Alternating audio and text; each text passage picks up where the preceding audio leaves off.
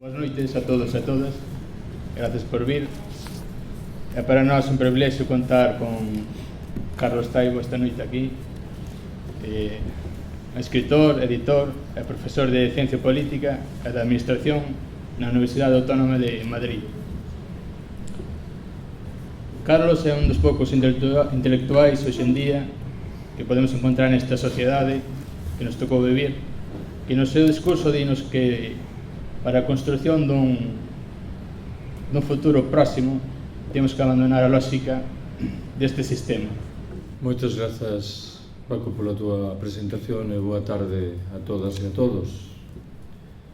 Eu debo confesarvos que, aínda que este acto está promovido pola Plataforma en Defensa de Corcoesto, eu non sei nada de minería, nin de ouro, nin de Corcoesto, de tal maneira que se a miña intervención ten algún sentido, ese sentido vencéllase coa vontade de propor un escenario xeral de reflexión sobre moitos dos problemas que con certeza están presentes en Corcoesto. Vouvos tentar explicar que isto da teoría ou da perspectiva do decrecemento. E sempre que o fago antes de entrar en materia, adoito lembrar que hai uns anos encontrei unha compañeira da miña universidade que me dixo que asistira a unha palestra sobre decrecemento e que lle parecía que era unha proposta moi atractiva. Cando un escoita un comentario como ese, séntese mal que ben na obrigación de pensar en por que determinadas propostas nos resultan atractivas e doutras non podemos dicer o mesmo. Eu creo que no caso do decrecemento, a explicación remete a dúas circunstancias non só diferentes, senón probablemente opostas entre sí. A primeira salienta o feito de que a proposta do decrecemento é provocadora. Se o discurso dominante afirma que resolveremos todos os nosos problemas se recuperamos o camiño do crecemento económico, nós estamos a dicer o contrario, ou ao menos estamos invitando a recear das presumíveis virtudes vencelláveis co crecemento económico. Sendo unha proposta provocadora, e vou pola outra faciana da cuestión, é unha proposta que toca fibras sensíveis que todas e todos levamos dentro da cabeza, de tal maneira que en modo ningún é allea ás nosas perspectivas cotidianas. Teño a firme convicción de que cando deixedes este edificio conviredes comigo en que a perspectiva do decrecemento apareceu con frecuencia nas vosas cabezas a hora de analizar feitos económicos, sociais e ecolóxicos elementais. Cal é a primeira consideración que quero facervos? Na visión dominante nas nosas sociedades, o crecemento económico é, digámoslo así, unha benzón de Deus. O que se nos ven dicir é que aí onde hai crecemento económico hai tamén cohesión social, servizos públicos razoablemente asentados, niveis altos de consumo, o desemprego, a pobreza, a desigualdade, en fin, non gañan terreno. Creo eu que sobran as razóns para recear de todas estas supersticións. Idesme permitir que enuncie media dúcia desas razóns. Primeira, o crecemento económico non provoca ou non provoca necesariamente cohesión social. China, como ben sabedes, ten crecido notablemente no decurso nas dúas últimas décadas. Unha etapa na que creo ninguén pode afirmar que a sociedade chinesa deviu socialmente máis cohesionado do que era antes. Todas as evidencias discurren polo camiño contrario. Segunda, a relación entre o crecemento económico e a creación de postos de traballo é moito máis nevoenta do que unha primeira leitura invitaría a concluir. As economías capitalistas desenvolvidas creceran notablemente ao longo das 3 últimas décadas, unha etapa na que obxectivamente, en termos numéricos precisos, procederan a destruir postos de traballo. Terceira, o crecemento económico provoca, moitas veces, agresións medioambientais literalmente irreversibles que configuran un legado dramático en termos dos dereitos dos integrantes das xeracións vindeiras. Cuarta, o crecemento económico facilita o esgotamento de recursos básicos que sabemos non van estar ao dispor desas futuras xeracións que veño de mencionar. Quinta, o crecemento económico dos países ricos bebe nun grau ou noutro do expolio da riqueza humana e material dos países pobres, algo que debería configurar que menos un problema moral para todos nós. Sexta e derradeira, no ámbito individual, o crecemento económico facilita o asentamento dun modo de vida escravo que nos invita a concluir que seremos máis felices cantas máis horas traballemos, máis cartos gañemos e, sobre todo, máis bens acertemos a consumir. Por trás deste modo de vida escravo hai como pouco tres grandes alicerces. O primeiro deles chámase publicidade. Ben o sabedes, un conxunto de técnicas moi eficientes que nos invitan a comprar aquilo que obxectivamente non necesitamos, chegado o caso aquilo que obxectivamente nos repugna. O segundo deses piares é o crédito, que permite ou permitía que consigamos o diñeiro necesario para comprar iso que non precisamos. E o terceiro, en fin, chámase caducidade. Ben o sabedes de novo. Os bens son producidos de tal maneira que nunha etapa moi breve deixan de funcionar, co que, mal que ben, nos sentimos na obrigación de comprar outros novos. Sempre que me refiro a isto do modo de vida escravo, adoito resgatar unha anedota omnipresente na literatura sobre decrecemento. Nunha das súas moitas versións está ambientada nunha vila da costa mexicana. Un paisano encóntrase adormilado xunto ao mar, un turista norteamericano achégase, falan entre eles e en determinado momento o turista pregunta: "E vostede a que se dedica? En que traballa?" "Eu son pescador." "Caramba, un traballo moi duro. Traballará vostede moitas horas cada día." "Bastantes." "Cantas horas traballa como media cada xornada?" "Eu botolle a pesca 2 ou 3 horas cada día." "E que fai vostede co resto do seu tempo?" "Eu levántome tarde, pesco un par de horas, xogo un tempiño cos meus fillos, durmo a sesta coa miña muller e no solpor saio cos amigos a beber unhas cervexas." "E como é vostede así?" reaxe airado o turista norteamericano. "Que quere dicir? Que por que non traballa máis?" "E para que?" "Porque de traballar máis, nun par de anos, disporía dun barco máis grande." "E para que?" "Co paso do tempo podería abrir unha factoría aquí nesta vila." "E para que?" "Máis adiante montaría un escritorio no Distrito Federal." "E para que?" "Co paso dos anos abriría oficinas na Unión Europea e nos Estados Unidos." "E para que?" "As accións da súa empresa cotizarían na bolsa." "E para que?" "Sería vostede inmensamente rico." "E para que?" "Ben, que sei eu, co seu 65 ou 70 aniversario podería retirarse tranquilamente para vir vivir aquí nesta vila, levantarse tarde, pescar un par de horas, xogar un tempiño cos seus netos, dormir a sesta coa súa muller e saír cos amigos a beber unhas cervexas pola tarde." Todo aquilo que se lle prometía logo de decenios de traballo extenuante era paradoxalmente aquilo do que xa disfrutaba no momento presente. Sempre que conto esta anedota, véxome na obrigación de recoñecer que carreta unha fuga importante. Non explica convincentemente cantas horas traballaba a muller do mexicano protagonista, mas pídovos que por unha vez esquecedes esta dimensión da discusión. Segunda observación que quero facervos. A miúdo somos víctimas das grandes cifras que se nos impoñen, con significado difícil de avaliar. Idesme permitir que propoña 2 exemplos do que quero dicer que creo teñen a virtude de situarnos no cerne da proposta do decrecemento. Que é o que di o primeiro deles? O gasto sanitario anual per cápita en Cuba no ano 2005 foi de $236. O gasto sanitario anual per cápita nese mesmo ano nos Estados Unidos ascendeu en trocas a $5.274. Retraduzo o significado destas dúas cifras. por cada dólar per cápita que se gastou en sanidade en Cuba en 2005 gastáronse 20 nos Estados Unidos.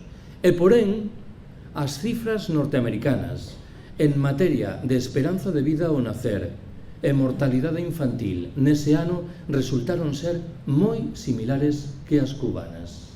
Non só iso, a Organización Mundial da Saúde establece cada ano un ranking no que pretende considerar como os habitantes dos diferentes países avalían os sistemas sanitarios respectivos.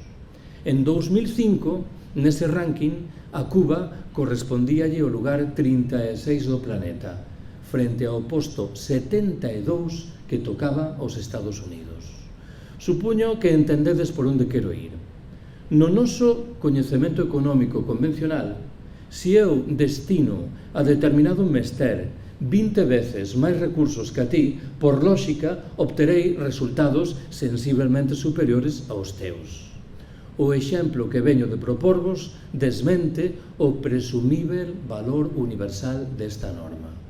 Para explicar, digámoslo así, por que a sanidade cubana é máis eficiente que a sanidade norteamericana, con certeza haberá que incorporar a mención de determinados trazos propios do sistema sanitario na illa, mais haberá que prestar atención tamén a determinadas consecuencias inesperadas, paradoxais da escasez chegado ao caso da pobreza. En que estou pensando? En Cuba, nun escenario de escasez, a dieta alimentaria rexistra unha presencia moi notável de froitas e de verduras. Algo que ben sabedes non adoita acontecer nas sociedades opulentas e que ten, porén, un efeito positivo en termos do estado de saúde xeral. O mesmo digo da precariedade do sistema de transportes na illa, que obriga aos cubanos a camiñar ou ben a empregar a bicicleta, de novo, con efeitos positivos en termos do estado de saúde xeral. Vou polo segundo exemplo que anunciaba. A renda per cápita nos Estados Unidos é hoxe, en termos reais, case 4 veces superior a que se rexistraba 70 anos atrás no remate da Segunda Guerra Mundial. E porén, dun tempo a esta parte, todos os inquéritos conclúen que creceu espectacularmente a porcentaxe da población norteamericana que declara ser cada vez menos feliz. Un inquérito realizado en 2005, antes por conseguinte da crise financeira, concluía que un 49% dos norteamericanos confesa ser cada vez menos feliz, frente a só un 26% que afirma o contrario. Sei que estamos obrigados a preguntarnos por esta curiosa realidade, a dunha sociedade que experimentou un notabilísimo crecemento económico que se beneficiou de tecnoloxías maravillosas, aparentemente libertadoras, mas que non está en condicións de garantir o benestar da maioría dos seus habitantes. Todas e todos empregamos nalgúnha ocasión esa máxima que reza que o diñeiro non fai a felicidade. Administrémosla con moita prudencia. É verdade que nos estadios iniciais do desenvolvemento a disposición de riqueza, de diñeiro, de recursos, ten que ver, claro que sí, co noso benestar, coa nosa felicidade. Se eu estou a morrer de fame e comezo a comer, hai unha mudanza sustancial e para ben no meu estilo de vida. Sobran as razóns para argumentar que deixados atrás, sen embargo, eses estadios iniciais do desenvolvemento, o hiperconsumo, o que a miúdo nos entregamos nas sociedades opulentas, é antes un indicador de infelicidade xeral que unha mostra de benestar exultante. Digo doutra maneira, invocando máis unha vez o sentido común imperante nas nosas sociedades, que neste caso subliña que desde moito tempo atrás cada nova xeración que entra vive mellor que as anteriores. O meu avó viviu mellor que o meu bisavó. O meu pai viviu mellor que o meu avó. Eu vivín mellor que o meu pai. Estamos en condicións de afirmar que a xente nova que entra agora no mercado de traballo, é unha maneira de falar, vai encontrar materialmente un emprego, vaise beneficiar, no seu caso, dun subsidio de paro, vai cobrar dentro de 50 ou 60 anos unha pensión. Temo que ninguén está en condicións de responder de maneira taxativamente afirmativa a estas tres preguntas que nos emprazan diante dunha xenuína crise da nosa civilización. Terceira observación que quero facervos. A proposta do decrecemento parte da identificación dun problema central, os límites medioambientais e de recursos do planeta. Se vivimos nun planeta con recursos limitados, non parece que teña moito sentido que aspiremos a seguir crecendo ilimitadamente. Idesme permitir de novo que procure retratar ese problema da man de tres metáforas diferentes. Que o que di a primeira? Estamos nun barco que se move a unha velocidade de 25 nós camiño dun rochedo co que inexorablemente, a menos que modifiquemos o rumbo drásticamente, imos chocar. Que o que fixemos os últimos anos ao abeiro, por exemplo, do célebre protocolo de Kioto? Reducimos un pouco a velocidade do barco. Xa non nos movemos a 25 nós, senón a 23. Cal foi a consecuencia fundamental desta mudanza? Se o pronóstico inicial afirmaba que tardaríamos 50 días en atoparmos co acantilado, hoxe sabemos que tardaremos 53. Non parece que sexa de moito acougo. O problema principal, que é o rumo do barco, non o enfrentamos. Que di a segunda das metáforas? Bebe da condición do outro barco. Se cadra o máis coñecido da historia, o Titanic. Por que morreu tanta xente no Titanic? Por unha razón sinxela de identificar. Os botes salvavidas non permitían acoller a tantos seres humanos como se encontraban dentro do barco. Isto, en termos claro da metáfora, tiña a solución. A resposta é sí. A solución pasaba por desmantelar os camarotes de luxo do Titanic e utilizar a madeira para construir novos botes salvavidas. Permitídeme que saliente o que neste caso creo que está claramente impreso na metáfora. O discurso dominante, de novo o discurso dominante, dinos que debemos resolver todos os nosos problemas de tal maneira que ninguén perda. Esta é unha xenuína estafa moral. Aqueles que nos situaran ao borde do precipicio económico, social e ecolóxico, por razón, teñen que perder. Que o que reza a terceira e a última das metáforas que anunciei? Imaginádevos un lago, no que hai un nenúfar. Sabemos que o nenúfar se multiplica ao ritmo de 2 por 1 cada día. Se na segunda feira hai un nenúfar, na terceira haberá 2. Sabemos tamén que con arranxo a este ritmo o lago estará repleto de nenúfares logo de 20 días, co que as plantas, faltas de espacio vital, morrerán. Se eu agora vos preguntase, en cal deses 20 días pensades que o lago estará cuberto na súa metade por nenúfares, un procedimento de razoamento rápido e espontáneo se cadra invitará a responder o día 10. Non é a resposta correcta. Axiña vos decataredes. A resposta correcta é o día 19. O día 19, os nenúfares ocuparán a metade do lago. Como quer que se multiplican por 2 cada día, o día 20 encherán todo o lago. O día 18, os nenúfares ocuparán unha cuarta parte do lago. O día 17, unha oitava parte. O día 16, unha 16ª parte. Poñamos por caso que estamos no día 16. Alguén dirá, non é tan grave o que fixemos. Só danamos unha 16ª parte da superficie do planeta Terra. Alguén replicará, sospeito, con mellor criterio. Puxemos en marcha un proceso endiabradamente rápido, de tal maneira que nos quedan só 4 días.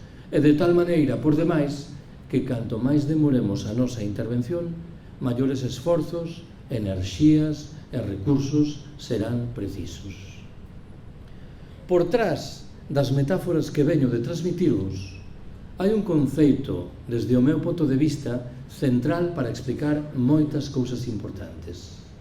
Refírome á pegada ecolóxica. A pegada ecolóxica, en sustancia, mede a superficie do planeta, terrestre como marítima, que precisamos para manter as actividades económicas hoxe existentes. Todos os estudos relativos á pegada ecolóxica conclúen que deixamos moi atrás as posibilidades medioambientais e de recursos que a Terra nos oferece, ou o que é o mesmo, que estamos absorbendo riquezas que non van estar ao dispor dos integrantes das xeracións vindeiras. Pensade que a pegada ecolóxica do Estado español é de 3,5. Que significa isto? Que para manter as actividades económicas hoxe existentes en España son necesarias 3 veces e media o territorio español. Como se resolve este problema? A través dunha presión inaudita exercida sobre os direitos dos integrantes das xeracións vindeiras e a través dunha presión non menos inaudita desenvolvida contra os direitos dos habitantes dos países do sul, fundamentalmente mulleres. Cuarta observación que quero facervos. Estou obrigado a chamarvos a atención sobre o sentido de fondo dunha proposta central que surxe da perspectiva do decrecemento. Para explicalo, vou botar man dun debate que se rexistrou entre nós hai 30 anos. Enfrentou daquela a un movimento pacifista que agromaba e ao que hoxe chamamos os sindicatos maioritarios. O debate referíase ao futuro da industria de armamentos. Os pacifistas decíamos, compre pechar esas fábricas. Os sindicatos replicaban, hai que garantir os postos de traballo. O que estamos a afirmar agora é que un debate de fasquía similar debe cobrar corpo nos próximos anos, ben que ampliado a outros moitos sectores da economía. O que estamos dicindo de forma máis precisa é que compre reducir a actividade productiva de aqueles segmentos da economía que están na orixe do crecemento imparável da pegada ecolóxica. Estou pensando na industria do automóvel, na industria da aviación, na industria da construcción, como non, na industria militar, na industria, en fin, por deixar as cousas aí, da publicidade. Alguén replicará inmediatamente, se actuamos desta maneira, xeraremos millóns de desempregados nos Estados membros da Unión Europea. Como actuaremos para facer frente a este innegável problema? Desenvolveremos dúas medidas diferentes. A primeira fálanos da necesidade de propiciar o crecemento de aqueles sectores da economía que están na orixe da atención social e do respeito do medio natural. Estes sectores seguirán crecendo. A segunda dimensión da resposta fálanos da necesidade urxente de repartir o traballo. Entendo eu que, en virtude da combinación destes dous factores, en termos individuais, conseguiremos unha sociedade na que disporemos de moito máis tempo libre, traballaremos menos horas, reduciremos, cando sexa posível, os nosos niveis de consumo e acrecentaremos a nosa vida social. Un horizonte manifestamente preferível ao que antes tentei descrever da man do que chamei un modo de vida escravo. Estou obrigado, con todo, a formular dúas matizacións sobre o que veño de contarvos. A primeira salienta o feito de que non estamos a reivindicar que os niveis de producción e de consumo se reduzan para situarse en cero. Isto sería un absurdo. Estamos a demandar, antes ben, a reconstrucción de niveis de producción e de consumo que permitan manter unha pegada ecolóxica axeitada. Un estudo realizado no Estado español por Ecoloxistas en Acción concluía, por exemplo, que habería que elevar os niveis de consumo enerxético para situalos nos propios do ano 1996.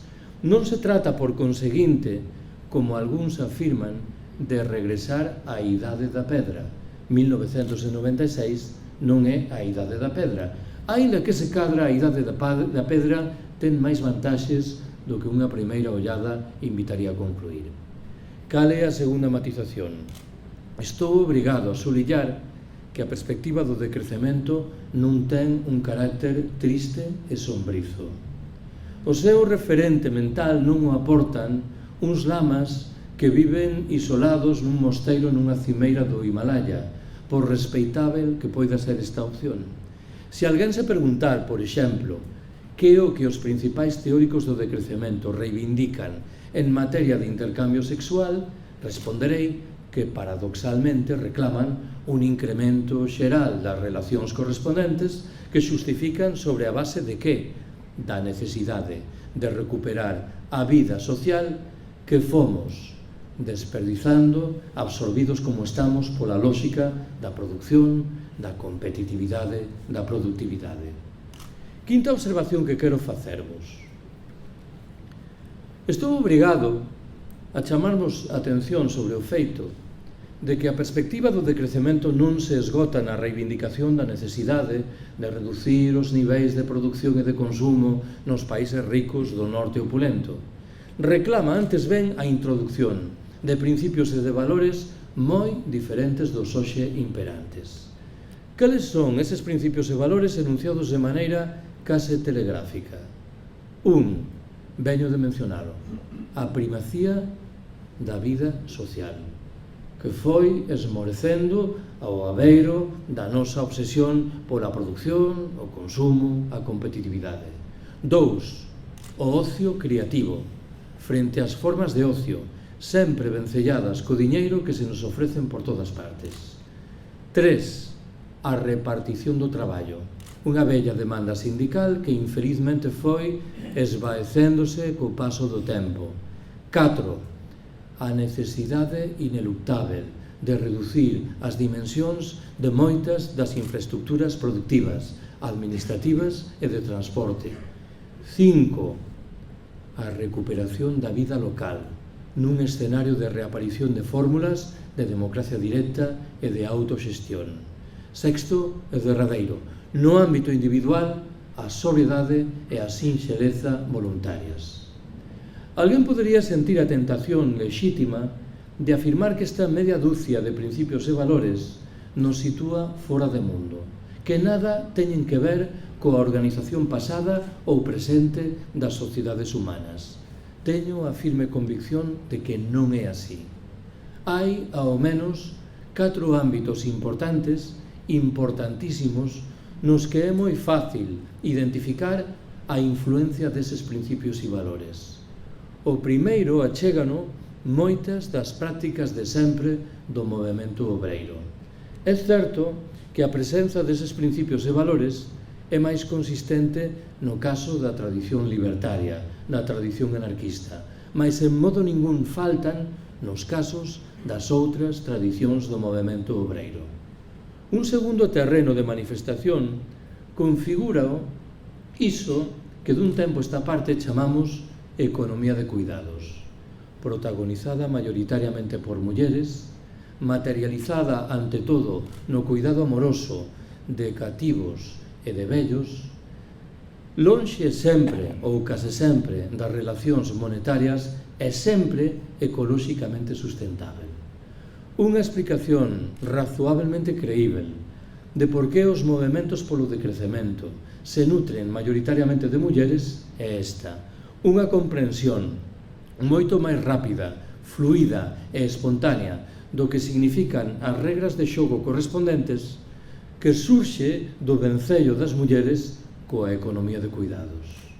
Menciono un terceiro ámbito de manifestación deses principios e valores, o que proporciona non sen paradoxos a propia institución familiar. Estes neoliberais que todo din confialo na man invisível do mercado, con certeza non aplican as regras de xogo correspondentes no interior das súas familias. O común é que no interior da institución familiar prime a lógica do don, do agasallo, do regalo, da gratuidade. Para entendermos, cando os pais costean os estudos dos seus fillos non o fan esperando obter co paso do tempo algún tipo de contraprestación económica. Hai un cuarto e último ámbito de manifestación deses principios e valores, o que configuran por igual moitos dos elementos de sabiduría popular dos nosos labregos máis vellos e moitas das prácticas cotidianas deses habitantes dos países do sur que teimamos en descualificar como si fosen primitivos e atrasados. A historia está ambientada nunha rexión perdida da Amazonia brasileira. Un grupo de misionarios adéntrase nesa rexión e encontra a uns indios que traballan fundamentalmente cortando leña con instrumentos extremadamente primitivos.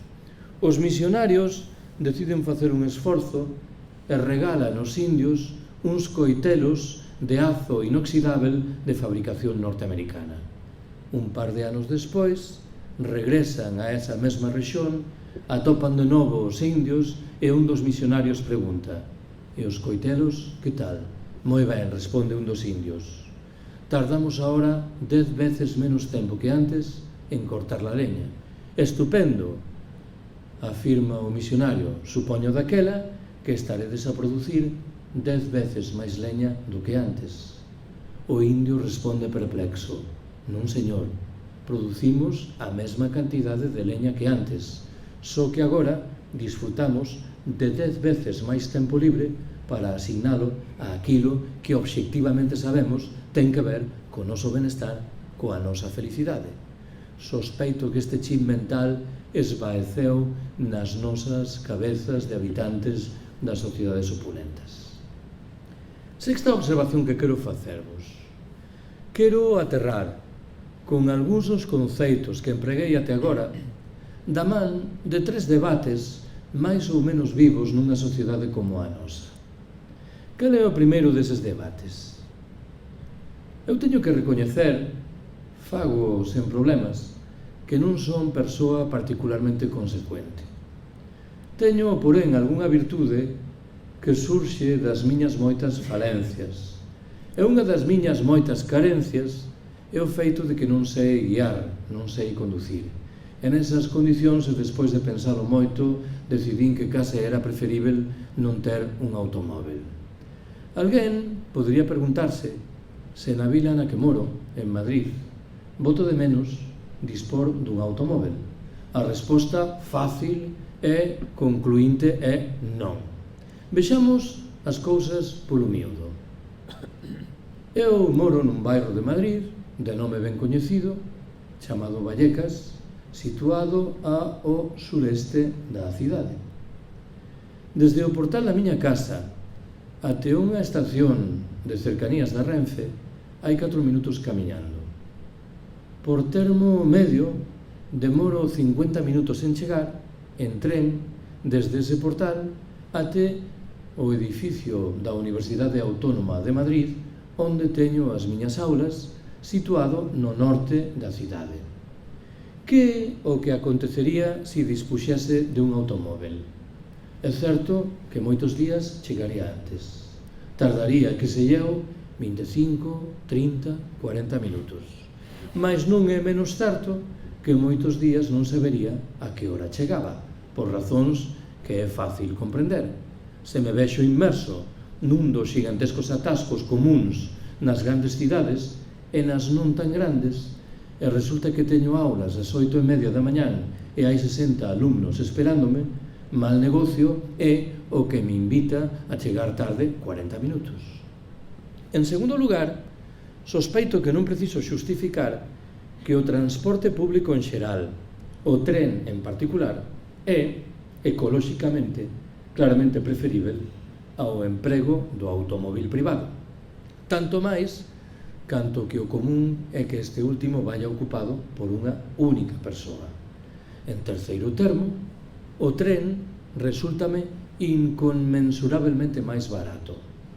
A literatura sobre decrecemento está chea de exhortacións dirixidas ás persoas que dispoñen dun automóvel e encamiñadas a que calculen cal é a porcentaxe das horas que traballan que precisan para manter o automóvel. Manter o automóbil significa compralo, pagar os impostos, as reparacións, a gasolina, os seguros. Cantas horas de liberdade efectiva proporciona o automóvel e cantas horas de traballo escravo previo son precisas para manter o automóvil. A miúdo, sospeito que o cálculo é desolador. En cuarto lugar, eu no tren podo ir lendo, algo que até onde chega o meu coñecemento non debe facer quen vai conducindo un automóvel. Resgato unha quinta e derradeira virtude. A estación da Renfe da miña universidade está, felizmente, a 12 minutos camiñando do lugar onde eu dou as miñas aulas. Supoño que entendedes o felizmente. Todos os días, queiralo ou non, véxome na obrigación de facer un exercicio físico elemental que non asumiría de dispor dun automóvel. Non me malinterpretedes. Non quero que o que veño de dicer se interprete como unha alegación hiperfundamentalista contra o automóvel. Sei perfeitamente que hai persoas que viven en determinados lugares ou teñen determinados traballos de tal maneira que o concurso dese adminículo é inevitável. Sospeito, porén, que non é esta a condición abrallantemente maioritaria entre os nosos concidadáns que serían máis felices se abandonasen o automóvel.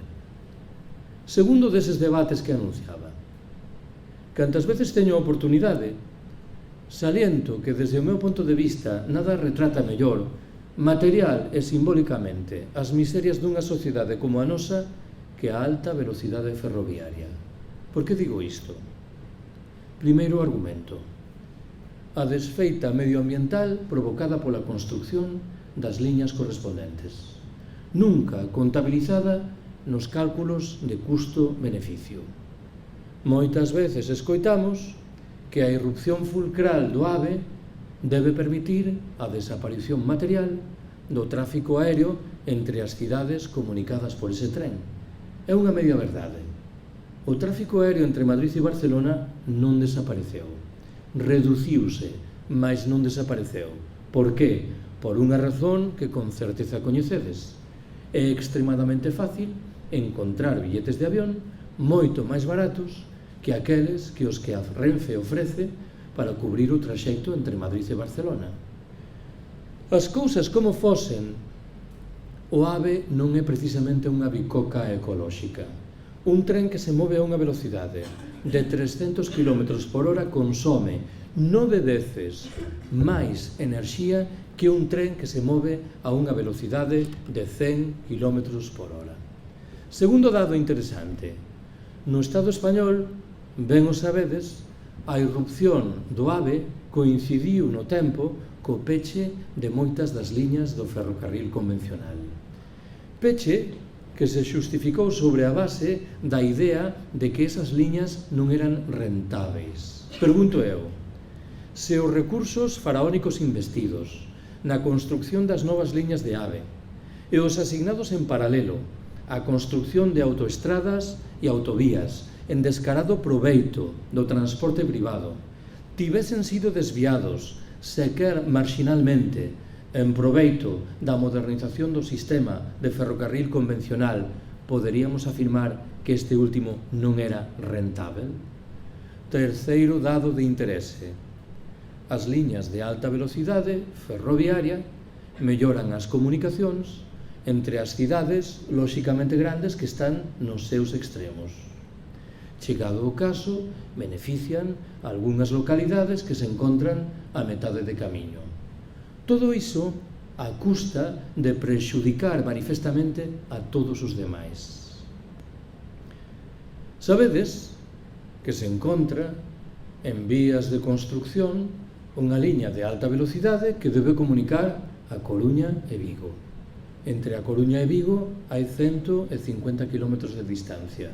Están previstas 5 estacións: A Coruña, Santiago, Vilagarcía, Pontevedra e Vigo. Permitideme que ironice.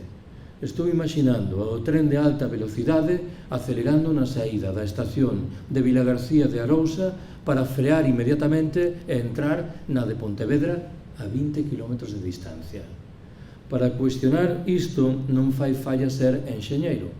Estes trens alcanzan velocidades notáveis cando hai distancias respectáveis entre os núcleos de populación que comunican. Non era isto o que quería salientar agora. Boa parte do trazado da nova liña galega de alta velocidade se solapa co trazado do vello tren convencional, que con certeza vai desaparecer deixando sen un servicio público ferroviario a unha chea de localidades que se beneficiaran de semellante servicio durante moitos decenios. Isto é o que compre chamar desertización ferroviaria. Un tren que mellora as comunicacións entre as vilas importantes e deixa no baleiro a todos os demais. Resgato un cuarto e derradeiro argumento. Hai bastantes anos escoitei nos beizos dun compañeiro andaluz un comentario sobre o AVE que me pareceu singularmente axeitado. Dixo: o AVE é un exemplo de libro de como os integrantes das clases populares celebran con alegría que cos impostos que pagan se construan novas liñas de alta velocidade que van beneficiar case en exclusiva aos integrantes das clases adiñeiradas. Hai 7 ou 8 anos, o daquela presidente español Rodríguez Zapatero inaugurou un tramo de alta velocidade entre Córdoba e Antequera, en Andalucía. O reclamo publicitario vencellado daquela con esa inauguración era a idea de que o traxecto en tren entre Madrid e Granada ou entre Granada e Madrid se reducía de 6 horas a 4 horas e media. Un par de días despois desa inauguración apareceu nun xornal madrileño unha carta dun granadino que confesaba ter realizado o experimento e certificaba que era verdade. Aforrara 1 hora e media na súa viaxe a Madrid e outra hora e media no seu regreso a Granada. Cada unha desas 3 horas aforradas costáralle, porén, 18 euros máis, un total de 54 euros.